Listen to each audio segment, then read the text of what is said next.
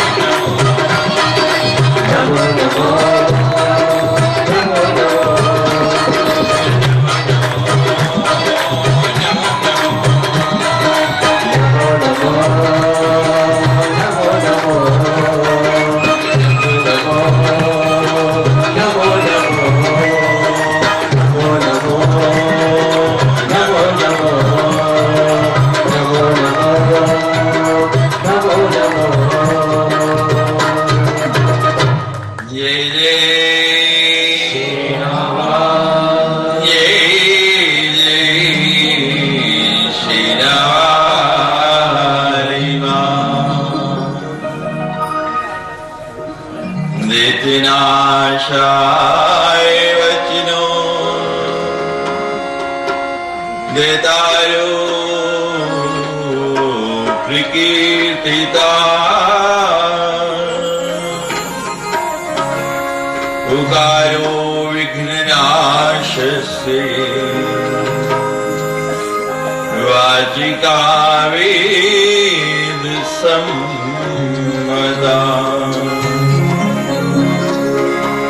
त्रिफोरो अग्निवचनो गश्च पापघ्न वाचिका मैं शत्रुगवचनश आगारा प्रकीर्तिता।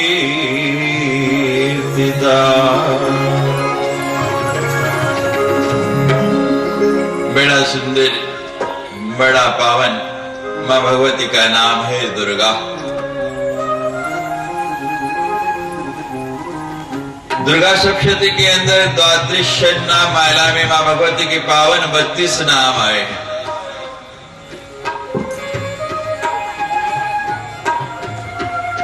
वहां लिखा है कि नवरात्रि में प्रति रात्रि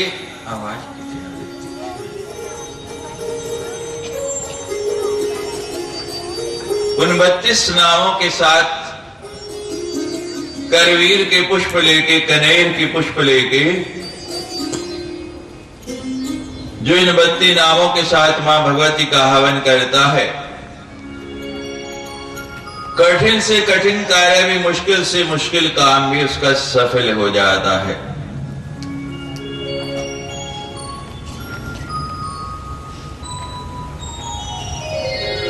दुर्गम दैत्य का जब मां भगवती ने वध किया तो उनका नाम पड़ा दुर्गा। 5 अक्षर आए हैं दुर्गा में, दै, उ, रै, गै और आ।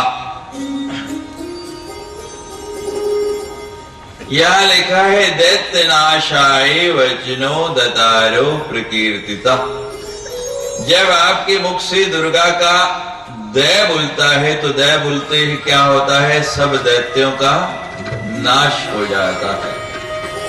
दैत्य नाशाय वचनो दतारो प्रकीर्तिता। और दै के बाद आया ऊ।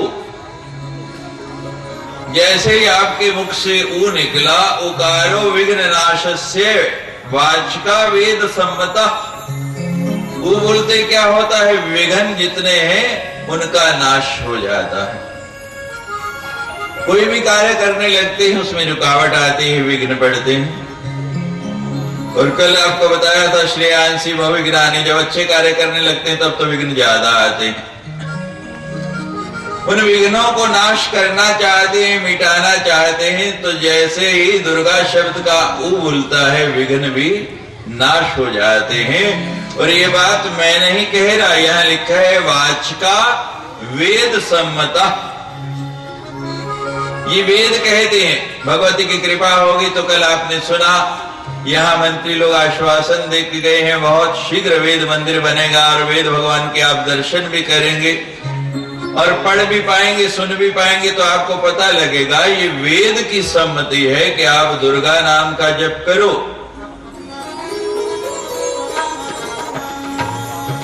वो बोलने से क्या हो जाएगा? विघ्न दूर हो जाएंगे, आपके कार्यों में विघ्न नहीं आएंगे, निर्विघ्न आपके सब काम पूर्ण हो जाएंगे। रिफोरुकग्नवचनो। और रै भूल जाए तो रै बोलते क्या होता है? रोगी बहुत रहते हैं, बीमार बहुत रहते हैं, तो भी दुर्गा दुर्गा जपो। रै बोलते ही रोगों का नाश हो जाएगा। रोगान शेषान पंसी तुष्टा रुष्टा तुकामान सकलान अभीष्टान त्वमाश्रितानां न विपन्नानां त्वमाश्रिता ह्याश्रयतां प्रयन्ति।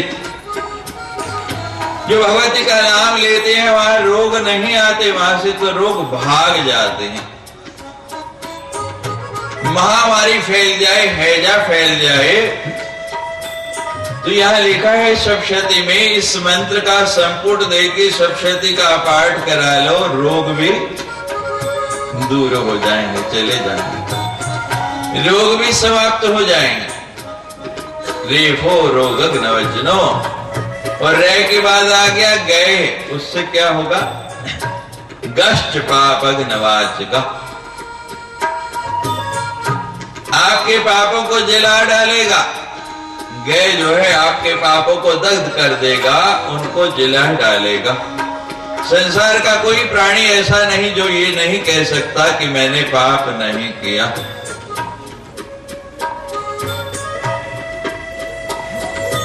संसार में कोई भी प्राणी, कोई भी व्यक्ति आपको ऐसा मिल नहीं सकता ढूंढे से जो ये बात कहे कि मैंने पाप नहीं किया।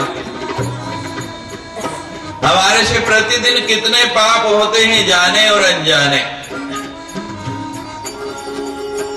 हम जो पाप गिनते हैं वो गिनते हैं जो हमारे शरीर के द्वारा होते हैं, वो सबसे कम है। जो पाप हम इस शरीर के द्वारा करते हैं वो तो बहुत कम है।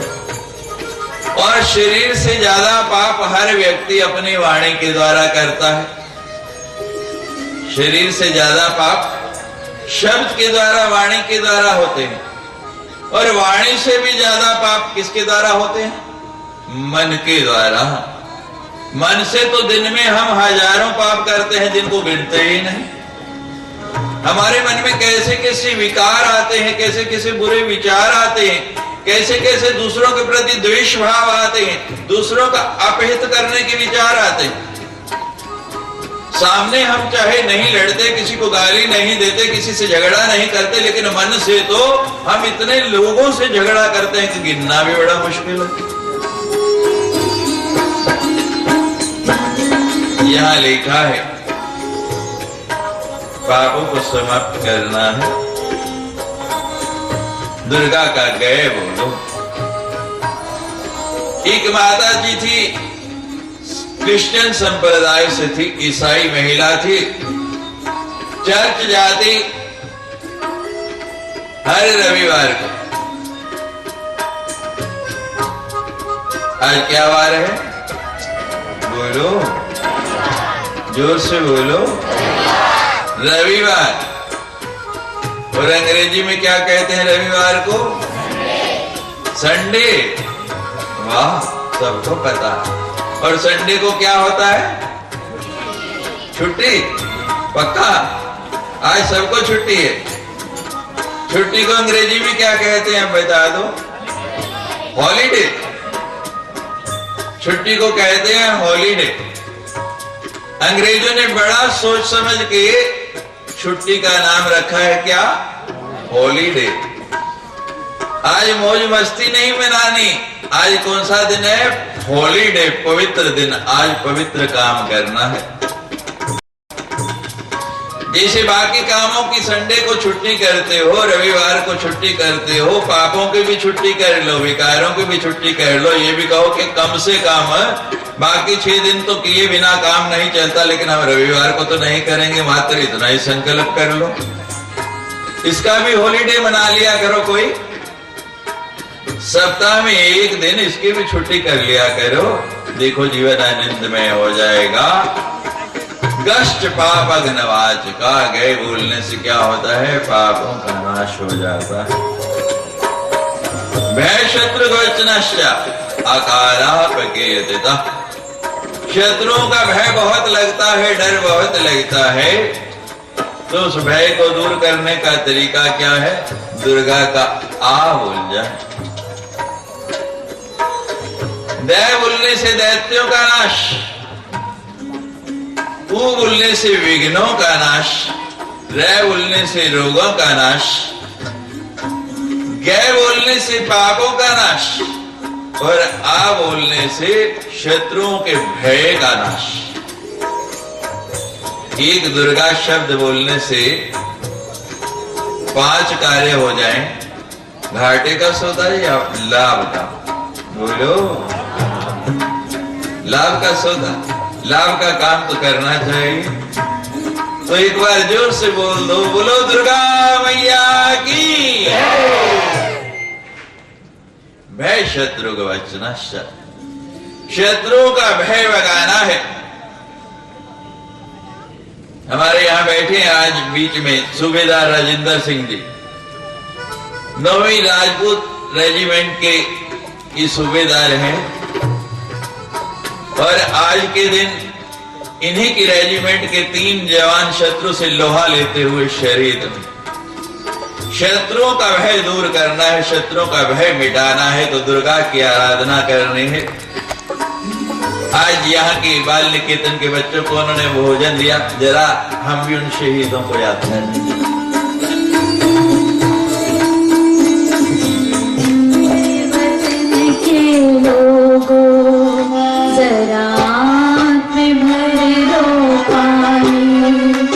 शहीद हुए हैं उनकी जरा याद करो कुर्बानी है मेरे वतन के लोगों, जरा आँख में भर लो पानी। जो शहीद हुए हैं उनकी जरा याद करो कुर्बानी।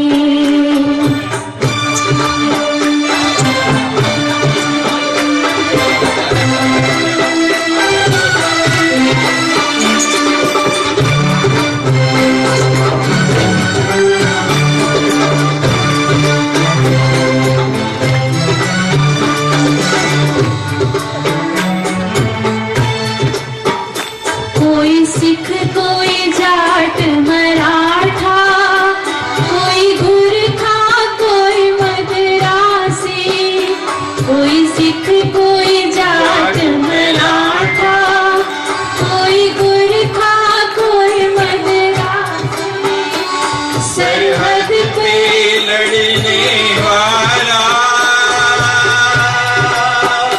हर वीर का भारतवासी।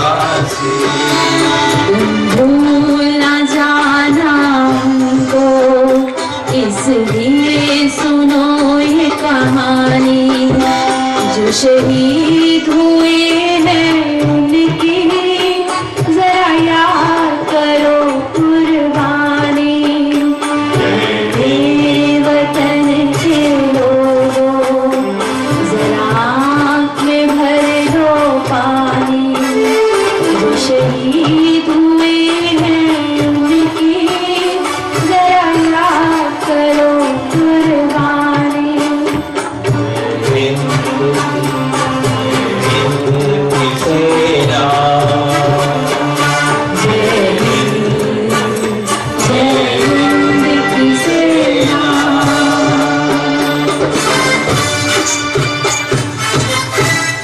जय जय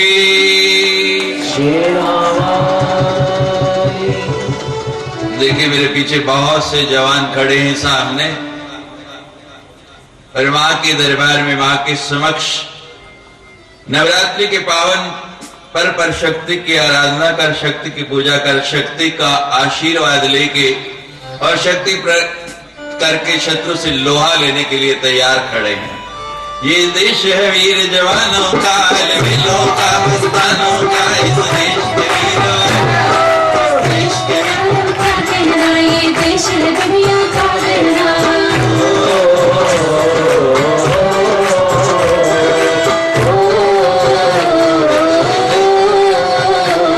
ये देश है वीर जवानों का, अलविलों का, मस्तानों का, इस देश का यारो, देश का यारो क्या कहना। ये देश है दुनिया का गहना।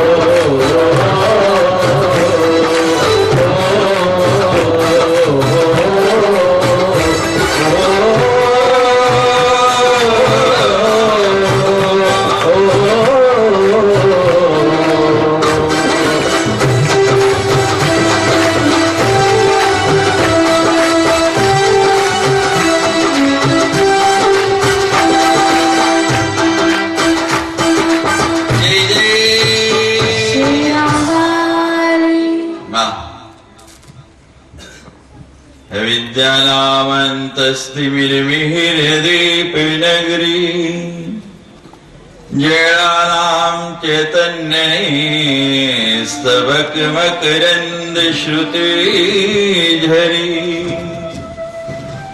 दरिद्राणां चिन्तामणि गुणनिका जन्मजलधो निमग्नां दष्टां मुररिपुवराहस्य विभु। कल हम आपको बता रहे थे कि नवजात शिशु की जीवा के ऊपर मधु से शहद से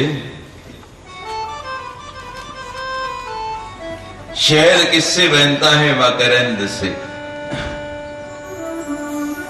संसार में आपका सबसे हितैषी है वो व्यक्ति जो आपको शहद खाने के लिए कहता है। 1000 फूलों का जब रस चूस लेती है मधुमक्खी तब एक बूंद शहद बनती है।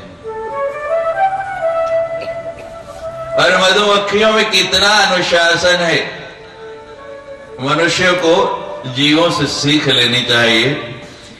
हमने अपने जीवन में 2 ही जगह अनुशासन देखा है, या सेना में कमांडर ने बोल दिया तो पूरी की पूरी यूनिट जो है उसके हुक्म का पालन करती है। मधुमक्खियों में एक मक्खी होती है रानी, उसको रानी मक्खी बोलते हैं। रानी उड़ चली तो सारी की सारी मक्खियां उसके पीछे उड़ चलेंगी। ये अनुशासन है। और हमारे एक मित्र थे फौजी, एक बार वो हमें ले गए परेड दिखाने के लिए प्रातः काल सवेरे सवेरे, और हमने महाराज प्रत्यक्ष परेड देखी, वो नजारा। तो वो बोल रहे लेफ्ट राइट दाएं मुड़ बाएं मुड़, बड़ी जोर जोर से बोल रहे हो। जैसे मुड़ते आगे देख पीछे, तो पूरी की पूरी जो यूनिट थी एक तालमेल उनका ठक ठक पांव की आवाज आती, और उसी तरह राइफल तो ऐसे उठाने। हम देख के हैरान हो रहे। बोलते बोलते वो जो उनके कमांडर थे उन्होंने बड़ी जोर से बोला फौजा सिंह कदम मिलाओ। तो यूनिट से भी आवाज आई, सर फौजा सिंह तो आया ही नहीं। तो आप सुने ना सुने, जैसे कमांडर का काम है कि उसने बोलना ही है, हमको भी बोलना है, हमको कहना ही है। मक्खियों की रानी मक्खी और सब उसका कहना मानते हैं। अब तक आप संसार में विचरते रहे, घूमते रहे ऐसे ही। अब आपको रानी नहीं महारानी मिल गई है, और अब भी अगर आप उसकी बात नहीं मानेंगे, उसका अनुसरण नहीं करेंगे, तो जीवन में सफल कहां होंगे। हम बताया करते हैं बाकी कथाएं गौण। पहले दिन आपने सुना जब देवी भागवत आ गई, सब तभी तक गर्जना करते हैं जब तक सिंह नहीं आया। जब शेर आ गया सब जानवर गर्जना बंद कर देते हैं। लोग शंका करते हैं, कहते हैं कि स्वामी जी जब देवी भागवत की इतनी महिमा है तो कथा देवी भागवत ज्यादा होनी चाहिए, लेकिन हम तो देखते देवी भागवत बहुत कम होती है और श्रीमद् भागवत की कथा बहुत ज्यादा होती है। तो हम उनको जवाब देते हैं, बताइए भारत के प्रधानमंत्री कौन है? पता है आपको भारत के प्रधानमंत्री कौन है? जोर से बोलिए। डॉक्टर मनमोहन सिंह।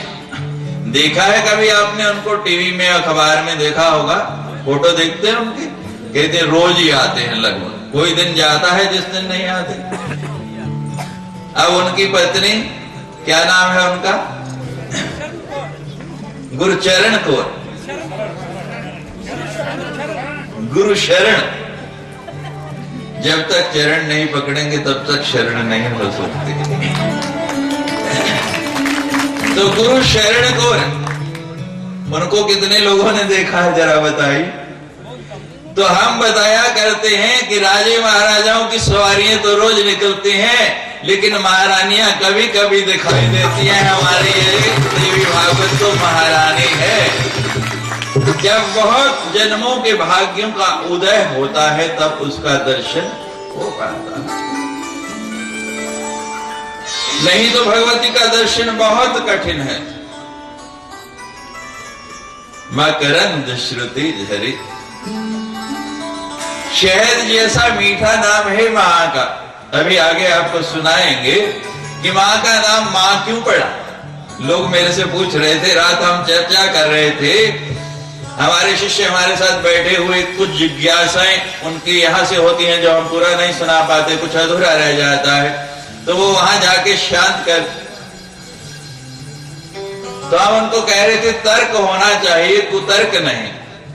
तो ऐसा ही एक प्रश्न मेरे पास आया कल कि मां को मां ही क्यों कहा गया, टा क्यों नहीं कहा गया, ता क्यों नहीं कहा गया, था क्यों नहीं कहा गया। अभी आगे आपको विस्तार से बनाएंगे। और हमारे ये आजकल मंडल वाले बहुत श्रम कर रहे हैं, दिन में हमारे साथ यहाँ रहते हैं, रात रात भर जगराते करते हैं। और किसी ने ये भी पूछा कि जगराते क्यों होते हैं, आजकल गली गली में घर घर में जगराते हो रहे। तो अभी आज आपको ये भी दोनों बातें बता देंगे। हमारी वर्णमाला में बड़ा सुंदर कवर्ग से लेके वर्णन आया है, और मां जिस वर्ग में आता है उसको क्या कहते हैं, पवर्ग। अभी विस्तार से आपको बाद में बताऊंगा, मात्र इतना ही समझ लीजिए पवर्ग क्या है। बोलिए पै, बोलो पै, बै, भै, मैं।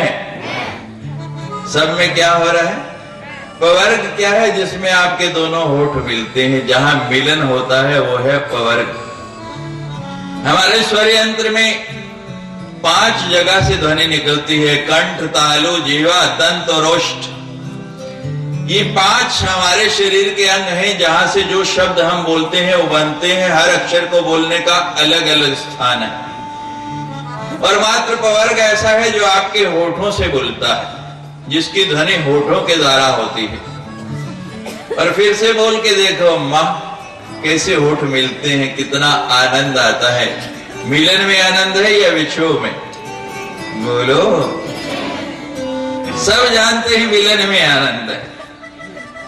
तो मां है ही मिलन। आपको बताएंगे कि मां से क्या क्या बना है, क्या क्या विस्तार हुआ है। लेकिन ये बात कब समझ आएगी, यहां लिखा है अविद्या नाम अंतस्तिमिर मिहिर दुर्जति। जब तक अविद्या है, जब तक अज्ञान है, तब तक आप जान नहीं पाएंगे। और ये अज्ञान कौन मिटाएगा, कौन हटाएगा, अज्ञान तिमिरंधस्य ज्ञानंजन शलाकया चक्षुर्मीलितं येन तस्मै श्री गुरुवे नमः। ये हमारी आंखों के आगे अज्ञान का पर्दा आ गया है, मोतियाबिंद आ गया है। अज्ञान तिमिरंधस्य, जैसे अंधे को कुछ दिखाई नहीं देता, ऐसे हमको भी दिखाई नहीं दे रहा।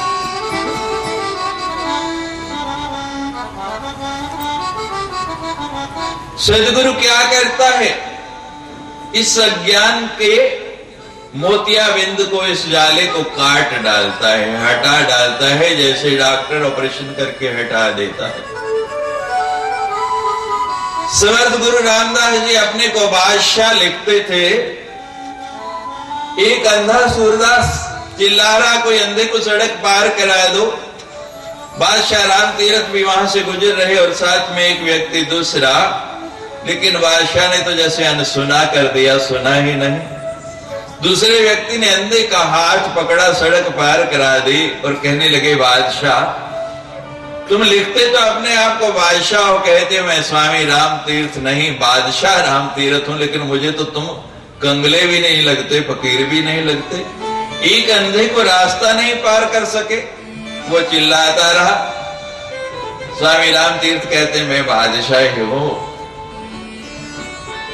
उस कंगले को आदत पड़ गई है कंगला रहने की। वो अमीर होना ही नहीं चाहता, उसको मांगना नहीं आया। बादशाह के पास आके मांगना था तो ये नहीं कहना था अंधे को सड़क पार करा दो, आज मैं करा देता, कल फिर दूसरा ढूंढना पड़ेगा, दूसरा करा देता, परसों तीसरा ढूंढना पड़ेगा। अगर वो कहता अंधे को आंखें दे दो तो मैं उसको दे देता। सदगुरु क्या करता है, आपको नेत्र दे देता है, आंखें दे देता है। अज्ञान तिमिरंधस्य कैसे देता है, ज्ञान अंजन शलाक्या। रोज काजल डालते हैं, बड़ी बढ़िया बढ़िया, कोई लक्ष्मी का लाता है, कोई कौन कौन सी कंपनियां होती हैं भाई मुझे पता भी है, महंगी से महंगा खरीद के, किस लिए, आंखों की सुंदरता के लिए। ये सब बेकार है, किसी काम नहीं आने वाले। आंखों में काजल डालना है, आंखों की रोशनी बढ़ानी है, अपने रूप में आप जो है उभार चाहते हैं तो अब उस काजल को छोड़ के कौन सा डाल लो, ज्ञानंजन शलाक्या, ज्ञान का अंजन डाल लो। सदगुरु से एक सिलाई डलवा लो, बस जीवन भर के लिए बहुत है। बड़ा प्यारा पंजाबी भजन है, जदों तेरे नाम दिया छड़ियां खुमारियां ते कित्थों ही लगवाइया अखां कुछ दिया ने सारियां। मात्र एक सिलाई ढल जाए तो जीवन भर के लिए प्रकाश प्राप्त हो जाता है। चक्षुरुन्मीलितम्, और सिलाई कौन सी है सदगुरु के पास, किस सिलाई से आपके आंख में काजल डालता। आप लोगों को पता होगा कि जब सुरमा डालते हैं तो उसके लिए धातु का जो शिलाका है सुरमचू वो नहीं लिया जाता। क्यों कहते हैं, रिएक्शन हो जाता है, रासायनिक क्रिया हो जाती है उससे। क्या करते हैं, शीशे का सुरमचू लेते हैं। लेकिन यहां वो भी नहीं करता, ना धातु का, ना प्लास्टिक का, ना शीशे का। सदगुरु कौन सा शिलाका लेता है, कौन सा सुरमचू लेता है, किससे आपकी आंखों में काजल डालता है, बोलो, उंगली से नहीं। चक्षुरुन्मीलितम्, वो आपकी आंखों में आंखें डालता है। अपनी आंखों का सुरमचू बनाकर, वो शिलाका बनाकर अपना ज्ञान आपकी आंखों में डाल देता है। और वो जो मोतिया बिंद है ना, फिर वो जो जाला पड़ा हुआ ऐसे कट जाता है, ऐसे दूर हो जाता है, और फिर जो दिखता है चारों तरफ प्रकाश ही प्रकाश।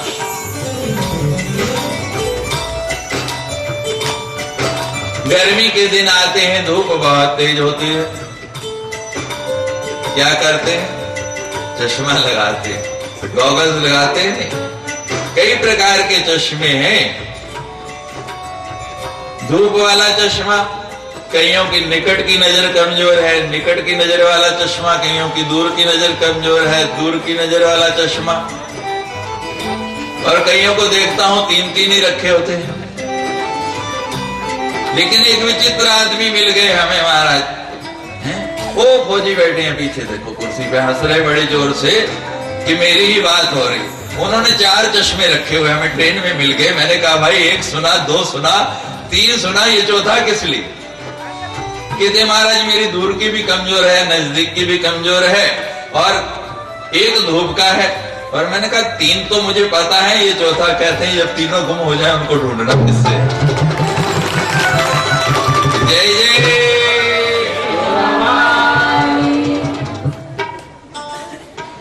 धूप का चश्मा लगा लिया, जिसने हरे रंग का लगा लिया उसको हरा दिखता है, जिसने लाल का लगा लिया लाल दिखता है, जिसने काले का लगा लिया कौन सा दिखता है, काला। सदगुरु इनमें से किसी रंग का चश्मा नहीं देता, कोई नहीं लगाता। वो कौन सा चश्मा डालता है?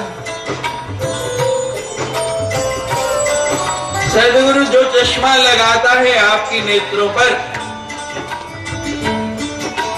वो शक्ति का, भगवती का या भगवान का चश्मा लगा देता है। और फिर आपको क्या दिखता है, संसार में कोई दूसरा दिखता ही नहीं। हमारा बड़ा प्रसिद्ध भजन है, हमारे सब शिष्य गाते हैं, और लेकिन गाते ही हैं सिर्फ। गाना बड़ा सरल है, उससे आगे चलना बड़ा कठिन है। मन मंदिर में मेरे सदगुरु ही बस जाए, जिसको भी मैं देखूं तेरा रूप नजर आए। जब भगवान के नाम का चश्मा लगा लेंगे या भगवती के नाम का चश्मा लगा लेंगे तो सर्वत्र संसार में आपको वही नजर आएगी। कोई इस बात को नकार नहीं सकता कि वो नहीं है, लेकिन नजर नहीं आती, दिखती नहीं। क्यों नहीं दिखती? जब तक अविद्या है तब तक दुखों का अंत नहीं है। अविद्या रामंत्री वर्तमाना स्वयं धीरा पंडिता मन्यमाना। बड़े बड़े पंडित, बड़े बड़े विद्वान जब तक अविद्या में फंसे हुए हैं तब तक उनको ज्ञान नहीं हो सकता, वो जान नहीं सकते। अज्ञान हटेगा कैसे? कठोपनिषद में आया है ऐसे अविद्या और ऐसे चैतन्य, और अनुस्वार से एक के ऊपर जब अनुस्वार लग जाता है क्या बन गया? वाग बीज। तो इस अविद्या को दूर करने के लिए मां भगवती का पावन नवारण मंत्र का पहला ही बीज जैसे आपके मुख से बोलता है वो चैतन्य हो जाती है, और जैसे उसके ऊपर अनुस्वार लगा, ए बुला वाग बीज बना, तो ये समझ को आपकी अविद्या नष्ट होती है। सभी देव पराशक्ति नेत्रा परमार्थता। 60,000 ऋषियों को शक्ति का रूप समझा रहे हैं। व्यास देव जी की शक्ति क्या है और अविद्या का नाश कैसे होगा, अविद्या कैसे मिटेगी? जब हमें उसका विस्मरण होता है, उस शक्ति को हम भूल जाते हैं, तो अविद्या हमें घेर लेती है। और जहां अविद्या ने घेरा हम मोह में फंसने लगते हैं, और जहां मोह में फंसे हमें भान नहीं रहता। बड़ी सुंदर कथा आई है। पर्वत मुनि और नारद जी आपस में मामा भांजा हैं। दोनों निकले देवलोक से कि पृथ्वी का भ्रमण करना है। पृथ्वी पर पहुंचे तो कहने लगे, देखो भाई ये माया नगरी है, इसको माया नगरी कहते हैं। यहाँ माया छू लेगी, आपको माया में फंस जाएंगे। इसलिए माया से बचने का साधन क्या है कि हम कुछ भी करें एक दूसरे से छुपाएंगे नहीं, उसको बता देंगे, उसकी जानकारी में ले आएंगे। तो अगर कोई भटक भी गया तो दूसरा संभाल लेगा। अब महाराज पृथ्वी पर घूमते घूमते संजय नाम का एक राजा है, उसके महल में पहुंचे, वहां विश्राम किया। संजय ने दोनों का बड़ी आव भगत की आसन दिया, आपका स्वागत है मेरे महल में। दोनों रहने लगे। उनकी एक लड़की है जिसका नाम है दमयंती। वो जो कन्या दमयंती, नारद जी बड़ी सुंदर वीणा बजाते हैं।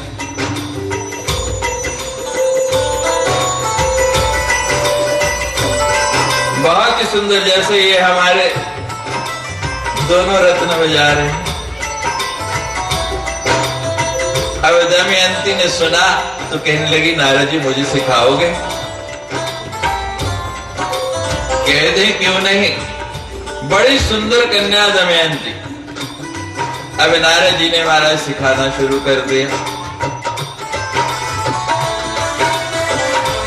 दमयंती जैसे जैसे सीखती जाए संगीत, नारद जी से भी मोह बढ़ता जाए। अब रोज जब थाली आनी, पर्वत मुनि की थाली में सूखी रोटियां और नारद जी की थाली में चोपड़ी हुई रोटियां। नारद जी की थाली में 3-4 मिठाइयां, पर्वत मुनि की थाली में एक टुकड़ा। कहते दाल में क्या है?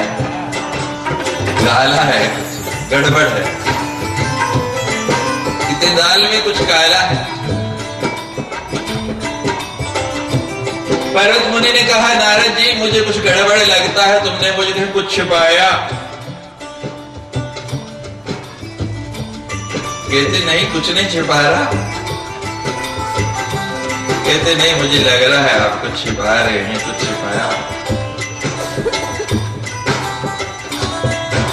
हमारे में अनुबंध हुआ था, हमने कौल किया था कि एक दूसरे से छिपाएंगे नहीं। अब नारद जी कहते हैं, हाँ मामा जी छिपाया तो है, बताओ। बता दिया। अब आपने सुना कि नारद को एक बार वानर का मुख मिला। कब? विश्व मोहिनी के समय। एक बार नहीं, 2 बार मिला। ये दूसरी कथा देवी भागवत में है। श्राप दे दिया पर्वत मुनि ने कि तुम वानर के मुख वाले हो जाओ। और तुलसीदास जी ने इसीलिए रामचरितमानस में लिखा है, नारी विकल नर सकल गोसाई, नाचे नरवर कटकी नाम। श्री राम जय राम, जय जय राम।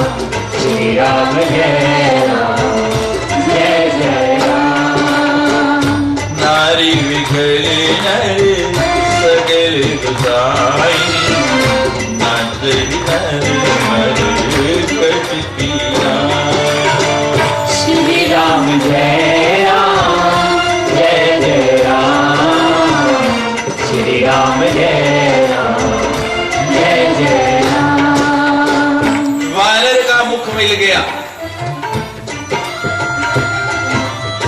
कहा, नारद जी एक बार नहीं अनेक बार हुआ, और नारद जैसे संत के साथ हुआ। भगवान को जाके कहा कि मैं माया जीत ली, मैंने काम को जीत लिया, तो क्या परिणाम हुआ। आज यहाँ पर्वत मुनि के साथ आए हैं तो देख रहे हैं माया को जीतना बड़ा कठिन है। एक बार भगवान विष्णु के साथ नारद जी आए।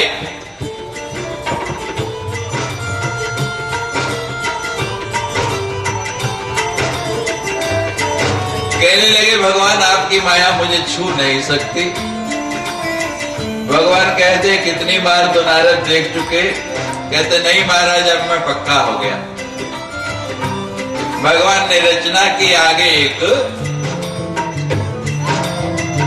सरोवर आ गया। भगवान ने कहा कि नारद जी बड़ा पवित्र सुंदर तीर्थ है, आओ इसमें स्नान करते हैं। माया बलवती ब्राह्मण दुरुस्त जया, हे कृतात्म भी अरूपा ते मेरा लंबा गानी नापी मोहिनी। यहां लिखा है कि ये माया कैसी है, बलवती है। आपने सुना, बलाद आकृष्य मोहाय। दुर्त जया, इसको जीतना बड़ा ही कठिन है, बहुत मुश्किल है। कभी अभिमान नहीं करना कि मैं माया को जीत सकता हूं।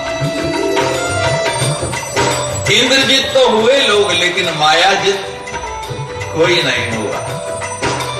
पराशर की भी आप कहानी सुन चुके हैं। अरूपा चे निरालंबा, इसका कोई रूप नहीं है, कोई अवलंबन नहीं है। बिना अवलंबन के ये कहां कब कैसे प्रकट हो जाए। और यहां तो बड़ी सुंदर बात लिख दी, ज्ञानी नाम अपि मोहिनी, कि बड़े बड़े ज्ञानियों को भी मोहित करने वाली, मोह में डालने वाली है। दोनों ने सरोवर में स्नान किया, डुबकी लगाई। और भगवान की लीला, जब डुबकी लगा के बाहर निकले तो वह नारद नर से नारी रूप में परत नारदी बन गए।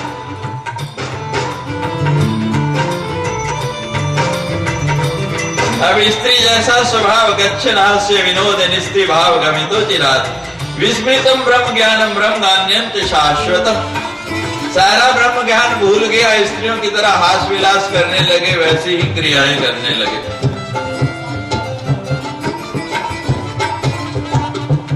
ताल ध्वज के साथ विवाह हो गया उस नारदी का।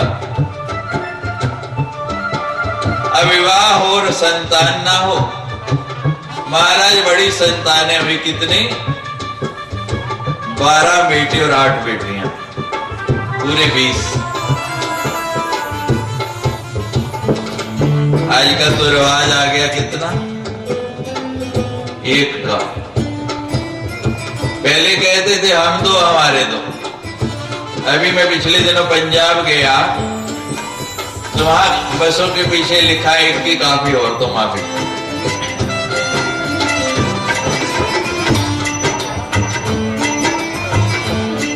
क्या बनेगा हमारा, विचार करो।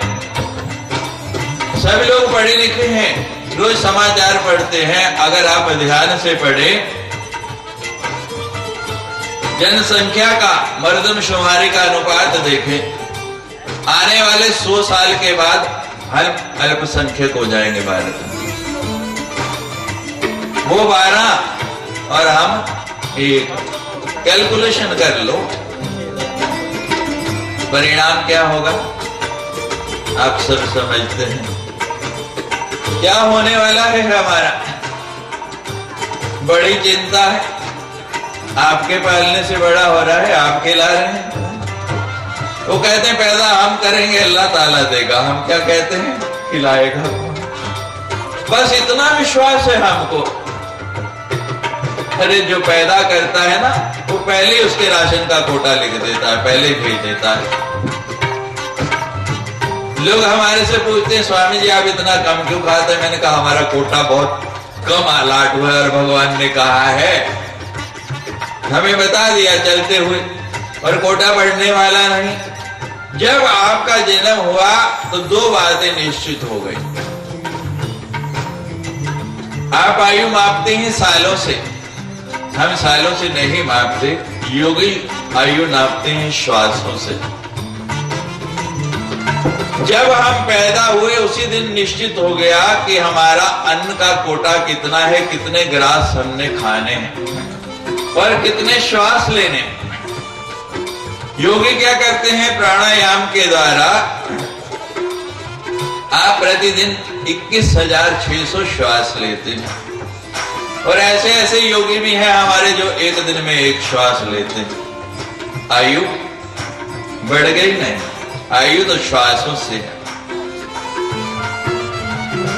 श्वासे श्वासे सुमिरन, श्वासों की माला पे सुमिरन मैं तुम्हारा नाम। एक योगी थे हमारे उत्तराखंड में, और कुंभ में बहुत विदेशी आए हुए थे 2010 के। तो घूमते घूमते ऊपर पहुंच गए हिमालय में कि सबसे लंबी आयु वाला जो योगी है उससे मिलना ढूंढते ढूंढते पहुंच गए एक जगह। तो योगी तो समाधि में थे, महाराज पास में चेला बैठा था। कहने लगा हमने सुना भाई तुम्हारे योगी महाराज जो है इनकी आयु 700 साल है, क्या ये सच है। अब चेला कहता मैं कैसे सच कहूं, मेरी उम्र तो सिर्फ 300 साल है अभी। वो कहते बस सच हो गया, हमें विश्वास हो गया। अगर आप 300 के हैं तो वो 700 के। तो योगी श्वासों से अपनी आयु बढ़ा लेते हैं, बढ़ जाती है। राशन बड़ा थोड़ा है, मीत खाओ। लोग कहते हैं कथाओं में ये नियम क्यों है कि एक समय खाओ। हमने कहा आपका ही फायदा कर रहे हैं, तो एक आपकी आयु बढ़ा रहे हैं। लोग आशीर्वाद देते हैं, किसी बालक का जन्म होता है, किसी के पास ले जाओ, क्या कहते हैं दीर्घायु। हमारे पास कभी आओगे, अब परिचय हो गया तो हम कभी किसी को आशीर्वाद नहीं देते दीर्घायु। हम आयु बढ़ाते हैं ऐसे कथा में उसके उपवास करा के। हम आशीर्वाद देते हैं दिव्य आयु भाव। हमने कभी किसी को नहीं कहा दीर्घायु।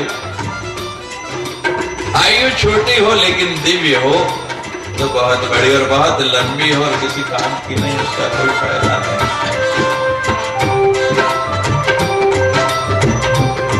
तो महाराज नारद जी ऐसे सब ज्ञान को भूल गए। समय बीतता जाता है, ऐसी घटना घट गई। उस तालध्वज का दूसरे राजा के साथ युद्ध हुआ। तालध्वज भी मारा गया, सारे बेटे मारे गए, सारी बेटियां मारी गई, परिवार मारा गया। और नारदी बने वो नारद जी पास बैठे विलाप कर रहे हैं, बड़ा रो रहे हैं। मेरा सारा परिवार चला गया, सारा कुटुंब चला गया, पति चला गया, मेरी क्या दशा हो गई। बहुत जोर जोर से विलाप कर रहे तो भगवान सामने आ गए, हाथ पकड़ा उस नारदी का, हाथ पकड़ के कहने लगे, कहा तो हम कस्य सुता के चिंत्य आत्मगति परा। कहा तो हम कि तुम कौन हो, किसके बेटे, किसके लिए रो रहे हो। भगवान ने हाथ पकड़ के फिर उसी सरोवर में ले गए, स्नान कराया, स्नान करा के बाहर निकला तो नारद ज्ञानी नाम जनो वेदी भ्रांतो हम सर्वलोकवत् संसारे अस्मिन् बिना मोह कोपि नास्ति शरीरवान। इस संसार में आके कोई शरीरवान ऐसा नहीं कि जिसको मोहग्रस्त नहीं ले।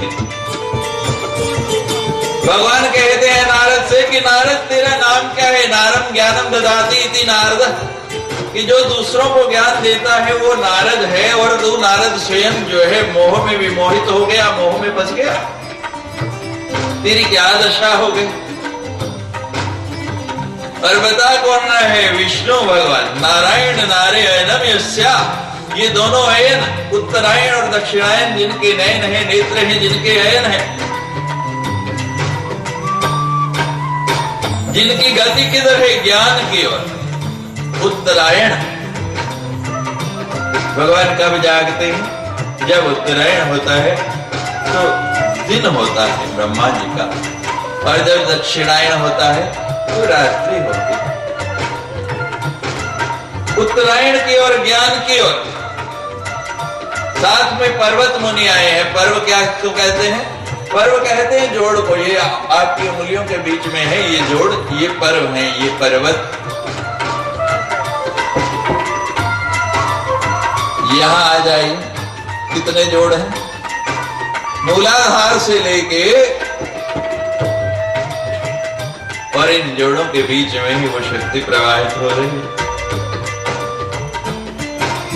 रीढ़ की हड्डी के अंदर वो कुंडलिनी शक्ति इडा और पिंगला के बीच में कुंडली मार के सोई पड़ी है। क्यों सोई पड़ी है, उसके सोने का कारण क्या है। अविद्या के साथ उसका विवाह हो गया है। ये अविद्या राजपुत्री है, और जब राजपुत्री के साथ, इस अविद्या के साथ आपका संबंध हो जाएगा तो आप मोह में फंसेंगे ही फंसेंगे। किससे विवाह हुआ था नारद जी का? संजय की बेटी का नाम क्या है? दमयंती। जो दूसरे को अपने अंदर समा ले, अपने अंदर दबा ले, उसका नाम है दमयंती। पर्वत को छोड़ा, इन पर्वत के जोड़ों को निकल कर कहां हो गई? दमयंती के साथ।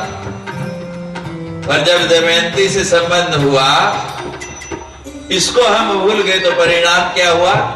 थे नर और बन क्या गए? वानर। नर से क्या हो गए? वानर। नर से वानर बन गए। नरमंते विषयेषु स नर। यहां नर की परिभाषा क्या दी गई? कि जो विषयों में रमण नहीं करता वो ही नर है। और वाह क्या है? क्या? तो वानर का मतलब क्या है? कि हम सोचें कि क्या हम नर हैं? वाह नर, क्या हम नर हैं? और आप सभी जानते हैं प्रतिदिन की, रोज की बोलचाल की भाषा में, आम भाषा में हम एक दूसरे से कहते हो जरा आदमी बन, जरा इंसान बन। क्या कभी किसी जानवर से भी आपको ये कहना पड़ा? बोलो। किसी गधे से भी कहा गधा बन, किसी कुत्ते से कहा कुत्ता बन, लेकिन मनुष्य से बार बार बार बार कहना पड़ता है मनुष्य बनो, इंसान बनो। हमारे से तो वो निरीह जानवर अच्छे हैं जो जानवर होते हुए कभी ये नहीं कहलाते कि जानवर बनो, और हमें बार बार मनुष्य होते हुए कहलाना पड़ता है।